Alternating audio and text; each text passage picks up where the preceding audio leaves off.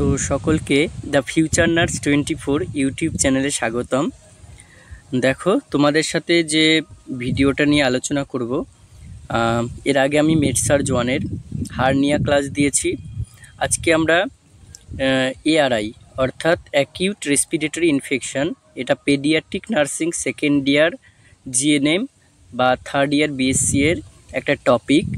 তোমরা এআরআই পাবে respiratory distress problems হিসেবে।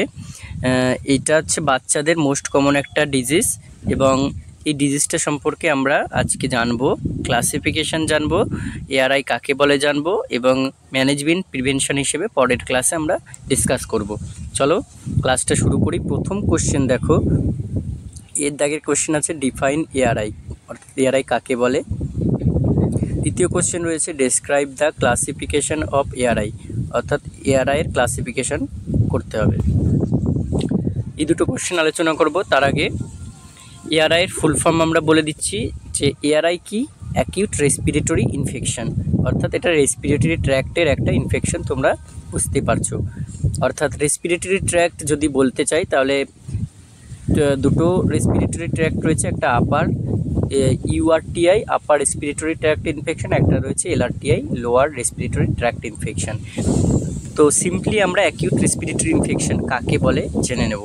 এটা জানতে গেলে আগে জানতে হবে অ্যাকিউট। অ্যাকিউট কথাটার মানে কি? অ্যাকিউট মিন্স সাডেন অনসেট, মানে হঠাৎ করে শুরু করা বা হঠাৎ শুরু হওয়া, সেটা কোনো শর্টেন পিরিয়ডের জন্য। আর অ্যাকিউটেরই একটা অপোজিট মিনিং রয়েছে, যেটা হচ্ছে ক্রনিক। ক্রনিক ওয়ার্ডটা ইউজ করা হয় অ্যাকিউটের অপোজিট হিসেবে, যেটা লং ডিউরেশনে কোনো কিছু ডিজিজ চললে।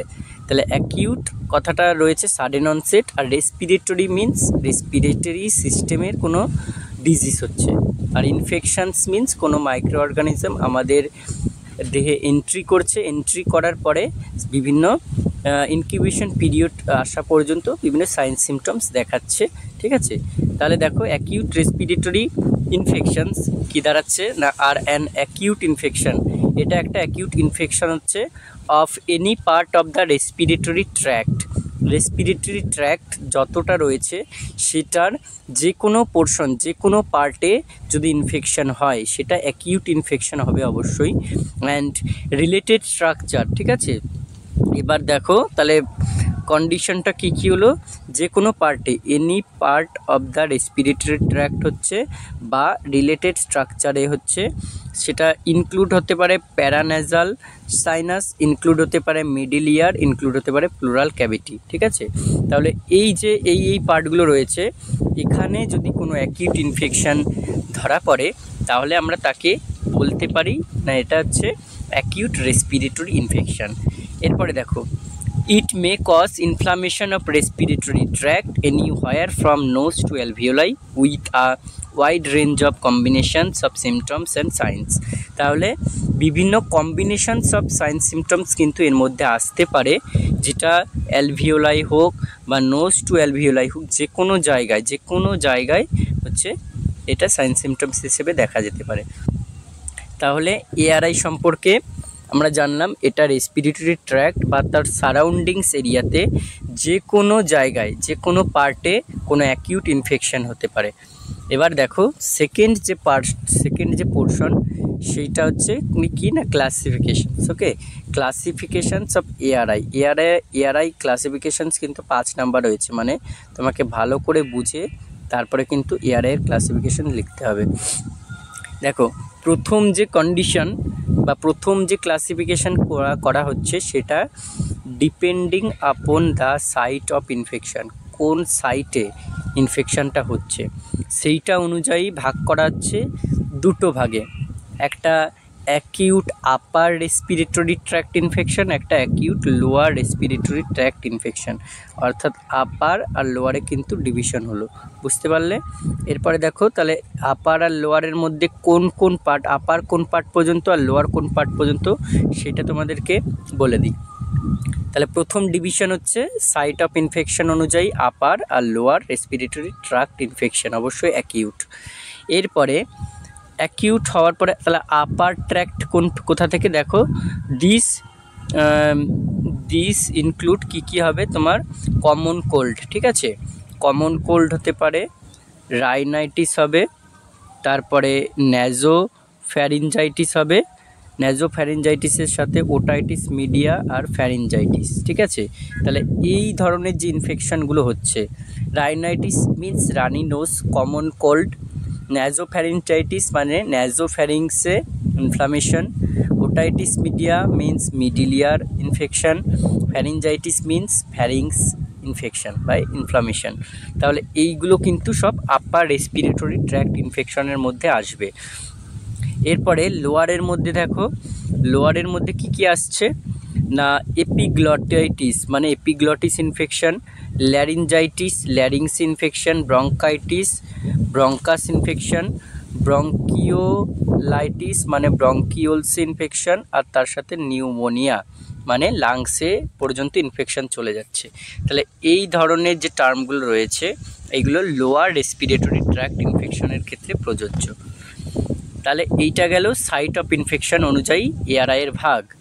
এরপরে এআরআইয়ের ক্লাসিফিকেশান আসবে depending upon the anatomical involvement of lung, মানে লাং কতটা ইনভলভমেন্ট হচ্ছে, মানে লাংয়ের পোর্শনও যদি আমরা দেখি তাহলে লাংস, রাইট লাংস রয়েছে, লেফট লাংস, তাহলে সেই একটা লাংসে যদি আমরা ভাবি তাহলে রাইট লাংসে রয়েছে 3 লোবস আর লেফট লাংসে রয়েছে 2 লোবস। তাহলে সেই লোবিউলস অনুযায়ী বা ধরো গোটা লাংসের স্ট্রাকচার অনুযায়ী কতটা ইনভলভমেন্ট হচ্ছে সেইটা অনুযায়ী ডিভিশন করলে প্রথমে আসবে ব্রঙ্কো নিউমোনিয়া,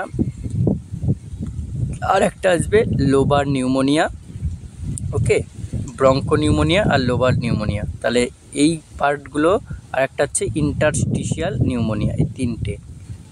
ইন্টারস্টিশিয়াল মানে কি দেখো, অ্যালভিওলাই বা ইন্টারস্টিশিয়াল টিস্যুগুলো তাদের মধ্যে অ্যাফেক্টেড হচ্ছে। আর লোবার মানে কি, লোবার মানে বুঝতে পারছো একটা বা তার বেশি লোবসটা ইনভলভড হচ্ছে। আর bronchopneumonia means patchy involvement of lung, patchy involvement means মানে লাংসের যে ব্রঙ্কাস রয়েছে সেখানে প্যাচি ইনভলভমেন্ট হচ্ছে। তাহলে এই তিনটে গেল depending upon the anatomical involvement of lung. এরপরে আসবে তৃতীয় division depending upon etiological factors, মানে ইটিওলজি অনুযায়ী। এর মধ্যে কি আসবে, একটা ইনফেক্টিভ নিউমোনিয়া ইনফেক্টিভ হিসেবে, আর একটা নন ইনফেক্টিভ মানে এমন নিউমোনিয়া মানে লাংস ইনফেকশন হয়েছে সেটা ইনফেক্টিভ হচ্ছে, আবার কোনোটা নন ইনফেক্টিভ হচ্ছে।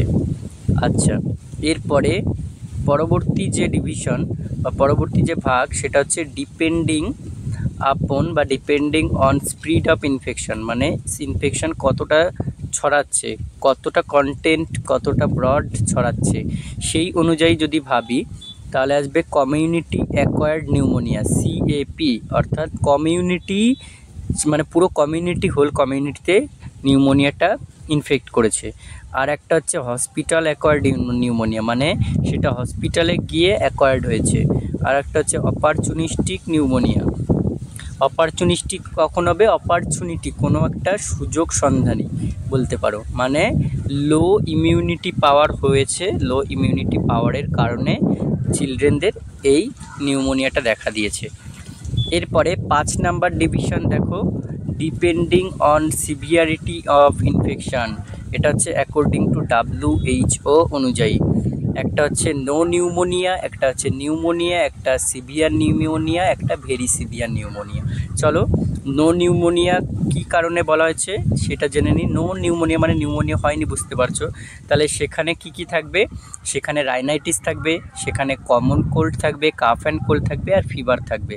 দেখে নাও কী থাকছে এখানে, কাফ অ্যান্ড কোল্ড, ফিভার, আর তার সাথে রাইনাইটিস, ঠিক আছে। এখানে ট্রিটমেন্ট কী হিসেবে কী দেওয়া হবে না, শুধুমাত্র কোট্রিমোক্সাজোল যে ট্যাবলেট পাওয়া যায় অ্যান্টিবায়োটিক, সেটা BD 5x7 ডেজ করে খেতে হবে। অর্থাৎ OPD বেসড হোম ট্রিটমেন্ট হবে বা OPD বেসড ট্রিটমেন্ট হবে। আর কোট্রিমোক্সাজোল ট্যাবলেট কিন্তু BD করে মানে দিনে 2 বার 5 থেকে 7 দিন কন্টিনিউয়েশন করে যেতে হবে। এরপরে আসছে কি না নিউমোনিয়া।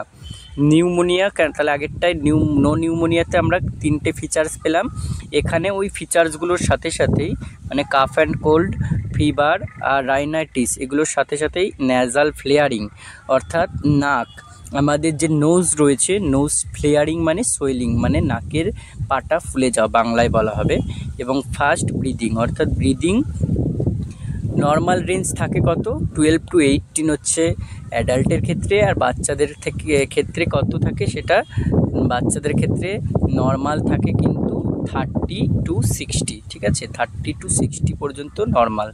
এবার দেখো ফাস্ট ব্রিদিং বলতে আমরা কি বুঝি, এখানে বলা হচ্ছে এজ অনুযায়ী বলে দিয়েছি। দেখো এজ অনুযায়ী যদি 0 to 2 মান্থ হয় তাহলে 60 বিটস পার মিনিট বা তার বেশি হবে, আর যদি 2 মাস থেকে 1 বছর হয় তাহলে 60 বা তার বেশি হবে, আর যদি 12 মানে 1 বছর থেকে 5 বছর হয় তাহলে 40 বা তার বেশি বিটস পার মিনিট হবে। এইভাবে কিন্তু ডায়াগনোস করা হয়।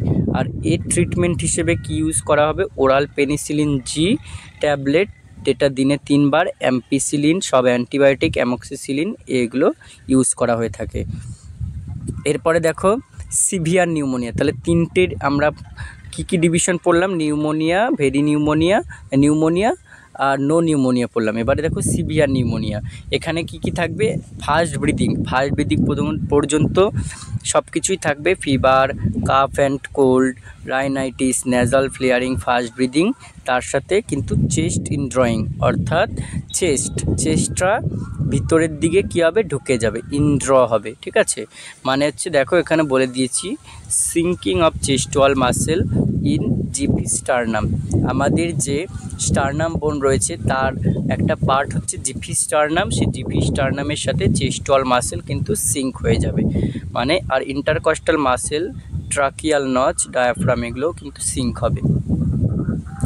আর এর ট্রিটমেন্ট হিসেবে কি করা হয়, ট্রিটমেন্টে দেখো এখানে হসপিটাল বেসড অর্থাৎ হসপিটালাইজড হবে, সেখানে হসপিটাল বেসড অ্যান্টিবায়োটিক চলবে, ইন্ট্রাভেনাস ফ্লুইড চলবে, এইগুলো কিন্তু ওখানে কেয়ার দেওয়া হবে।